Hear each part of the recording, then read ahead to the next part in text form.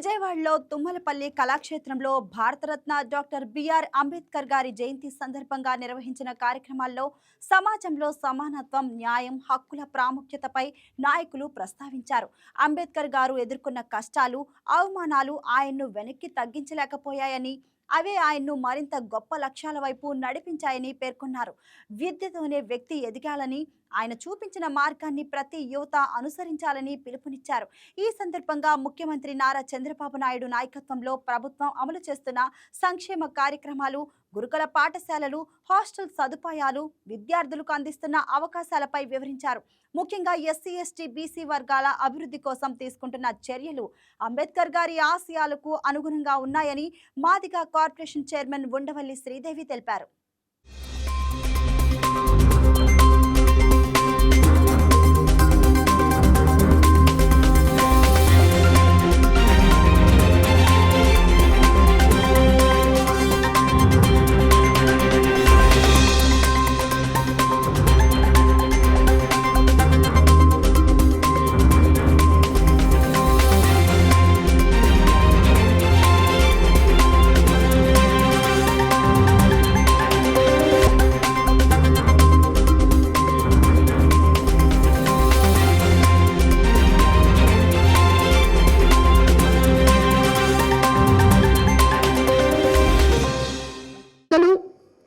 మా డాక్టర్ గౌరవనీయులు social welfare minister Shri Dola Bala Veeranjaneyulu గారు and principal secretary and MD MM Nayak గారు and social welfare director and our Lavanya గారు and chairmans Vijay Kumar గారు అండ్ బాలకోటయ్య గారు, మా డైరెక్టర్స్ డొక్క నాగభూషణం గారు and Munayya garu, James garu and Sirisha, the dynamic and fire brand Sirisha, మరి ఇక్కడున్న ప్రతి ఒక్కరు Mala corporation director and Anantapuram నుంచి వచ్చారు కమలమ్మ. సో వీళ్ళందరూ కూడా చాలా మంది ఇప్పుడు అంబేద్కర్ గారి గురించి మాట్లాడడం జరిగింది. వాళ్ళు మాట్లాడిన ప్రతి ఒక్కటి కూడా మీకు స్ఫూర్తిగా ఉండాలి. ఎందుకంటే ఈరోజు మనందరము విగ్రహాలు కొలుచుకుంటున్నామంటే మన విగ్రహాలని మరి ఒక రాళ్లగానో ఒక సిమెంట్ లాగానో వేసిన విగ్రహం కాకుండా ఈరోజు అవి మన ఆత్మ గౌరవం, మన చరిత్ర. ఎందుకంటే ఇది ఒక సాధారణ రోజు కాదు, ఇది చరిత్ర తిరగరాసిన రోజు.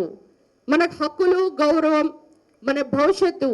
ఈరోజు మనము ఒకరు గొంతెత్తే జనం గొంతు ఆపుతారు, కానీ జనం గొంతెత్తితే ఎవరూ ఆపలేరు. కనుక ఈరోజు మీ అందరూ గమనించాల్సిన విషయం ఏంటంటే, మనకి దారి లేక చీకట్లో నడుస్తున్నప్పుడు మనకి దారి చూపించిన మహా వ్యక్తి ఎవరు? అంబేద్కర్ గారు.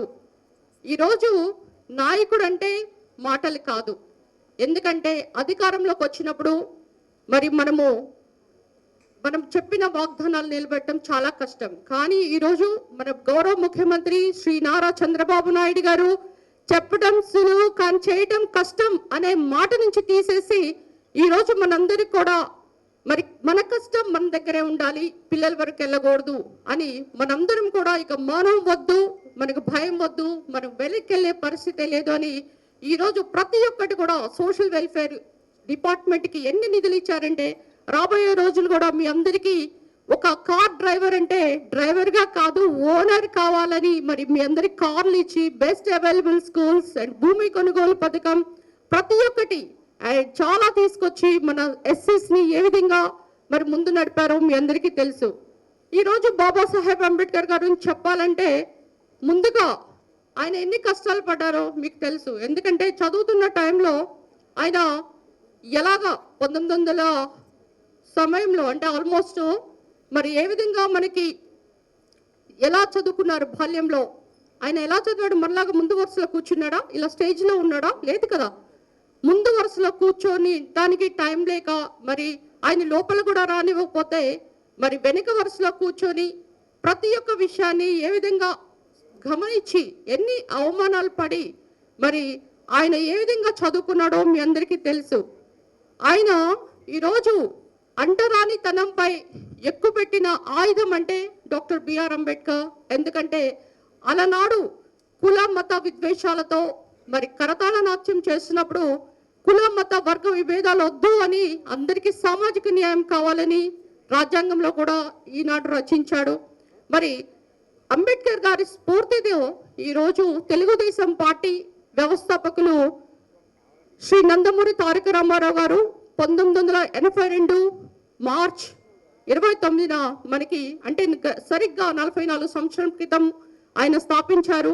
ఆయన ఒకే మాట అంటారు, ఏమంటారు తెలుసా? సమాజమే దేవాలయం, ప్రజలే దేవుళ్ళు. అంటే ఈ స్ఫూర్తి ఎక్కడి నుంచి వచ్చింది? డాక్టర్ అంబేద్కర్ గారి నుంచి వచ్చింది.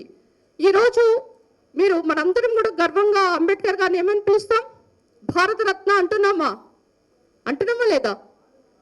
అదంతా ఎవరు ఇచ్చారు? ఆ భారతరత్న నేషనల్ ఫ్రంట్ హోదాలో ఉన్నప్పుడు ఎన్టీ రామారావు గారు అంబేద్కర్ గారికి భారతరత్న అవార్డు ప్రకటించారు. అంతేకాకుండా తెలుగుదేశం పార్టీ ఆవిర్భావం నుంచి కూడా ఎస్సీ ఎస్సీ బీసీ మైనారిటీస్కి ఏ విధంగా అధికారం మనము అంకితం చేశారో మీరు గమనించాలి.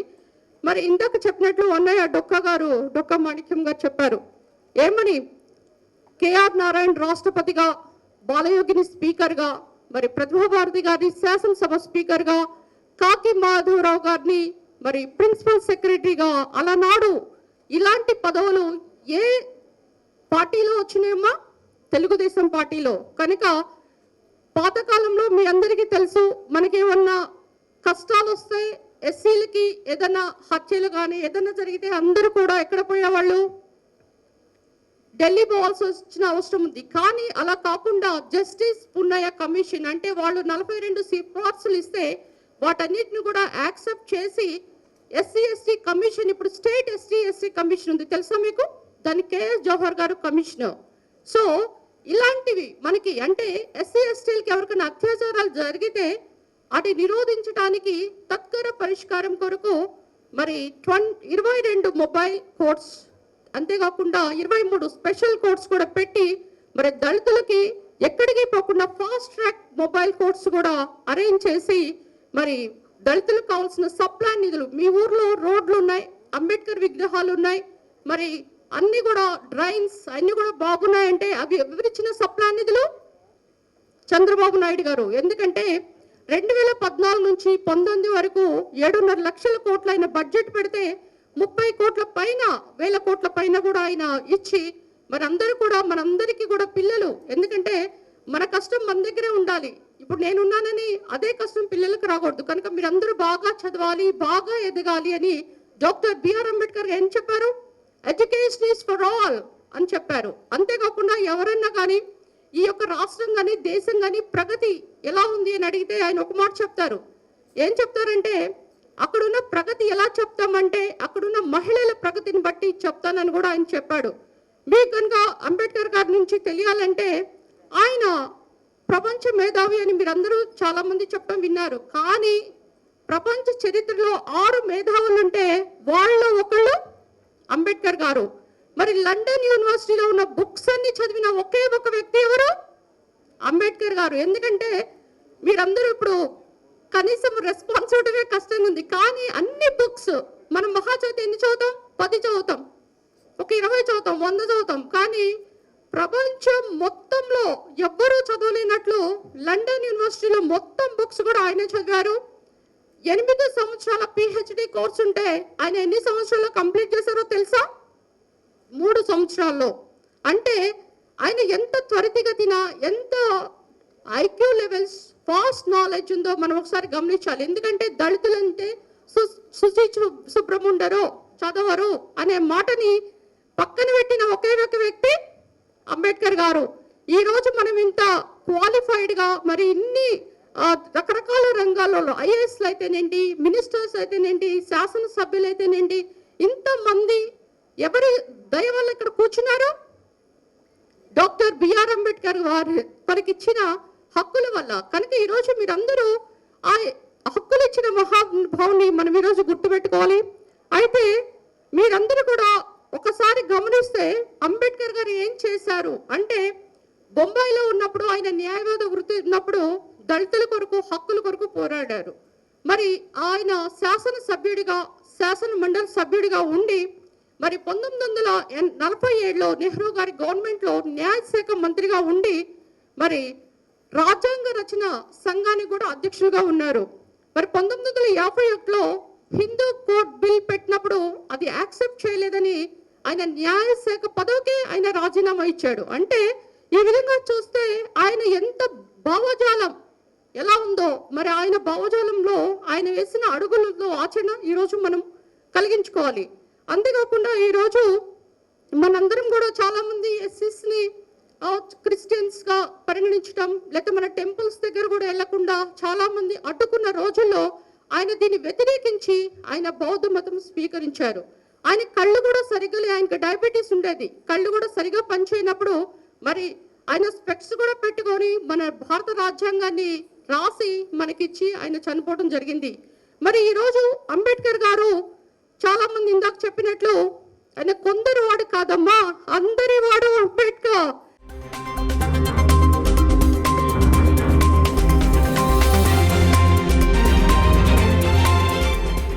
ఈ వీడియో మీకు నచ్చినట్లయితే లైక్ చేయండి, షేర్ చేయండి, మా ఛానల్కి సబ్స్క్రైబ్ చేయండి.